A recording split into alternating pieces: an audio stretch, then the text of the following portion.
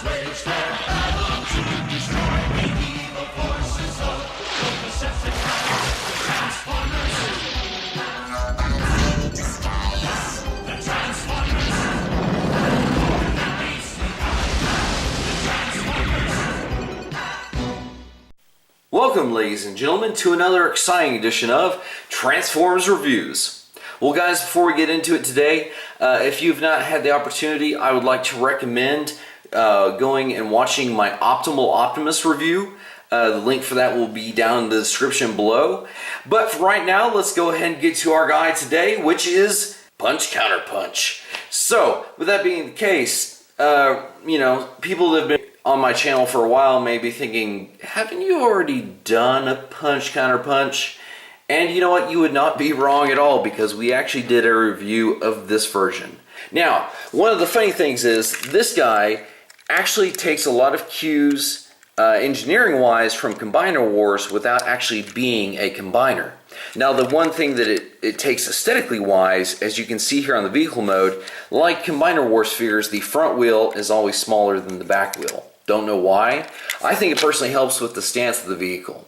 Now, while it's not actually meant to be a Camaro, there are a lot of design cues that actually lend itself to, I think, kind of bringing that to mind, especially with how we've been saturated with Bumblebee over the last, 5 movies. So, but it's not a car release, but yet the taillights and the back window are painted, which, almost never happens. So, I'm like, yeah.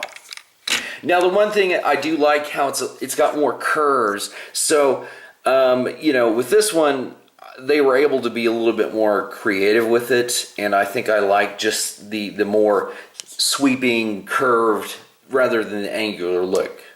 Plus, I already mentioned the wheels, but I'm loving these rims on this thing. That's just awesome. I'm digging that. And like I said, he is not a combiner, yet he comes with the Power the Primes tech for whatever reason. I don't. Oh, that's right, because they actually included Prima Prime as a pack-in figure to kind of help sweeten the deal, so to speak. Rather than wasting your time, let's go ahead and we will take a look at Punch Counter Punch in the first of his 2 robot modes.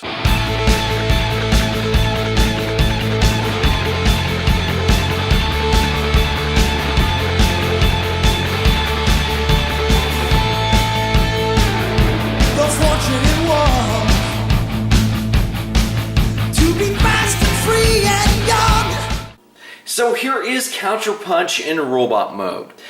And you know how we said that he, design-wise and engineering, takes inspiration from Combiner Wars? Well, if you can see, he's actually borrowing heavily from the Stunticons, especially 2 of them, because they didn't have feet.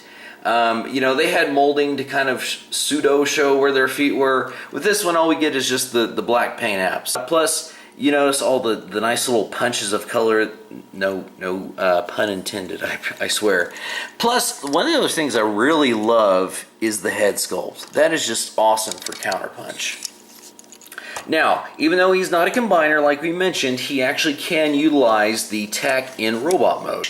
Depending on which side you're using, the flap that has the opposing emblem will fold down and actually exposes a port that you can plug it in on either side. So for Counter Punch mode, basically that's just what I used. I went ahead and plugged him in there with Prima, and you know what? I mean, it's actually pretty effective. Plus, it does kind of give him a jetpack, which I'm down with. Let's do a quick comparison with this guy right here. And I mean, you know what? It's kind of unfair because this guy was just coming from being a remold of a pre-existing figure. So he didn't really have the opportunity from the get-go to be cartoon accurate, which again is where this one really shines because it is just rocking that aesthetic perfectly. What we're going to do now is we are going to go ahead and look at him in his punch mode. We won't be denied. We know the time is on our side. We've got the passion and the pride. We won't be denied. And so here we have Punch.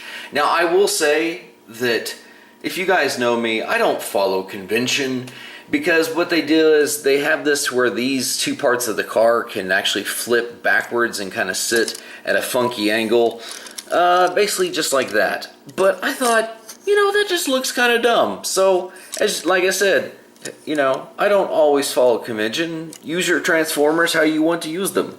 I think he looks good like this. I think it actually gives him the same bulk that he had whenever he was Counterpunch. Now, if you guys saw, one of the fun things is actually in regards to his fists. And why exactly is that a big deal?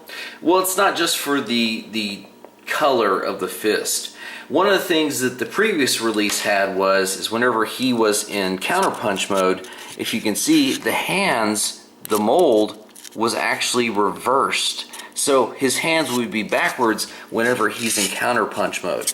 Again, you know what? I think that, again, just the being able to match the cartoon accuracy with everything going on here is awesome. And, again, the gun works perfectly with this robot mode. I really don't have anything to complain. I love both robot modes. Now, if we actually look at the port back here, and if I actually try to plug it in, the funny thing is it will plug into, this port that was on this side, but for whatever reason, the port over here is actually too small, so you can't actually use it in punch mode. Which, that's a downer, but not a total kill. Again, I don't want to sound like I'm coming down on this one, but it does have a lot of flaws that were finally corrected in this new release. If you're wondering, should I get this version of him? It's funny because it's not anything too much beyond what you would get with an average figure. It just has a trick or two up its sleeve that hopefully, if it appeals to you, then definitely go for it. But other than that, guys, there's really nothing else that I can talk about. And again, that's been the review of the Power of the Primes Punch Counterpunch. And until next time, guys, we'll see you in another review.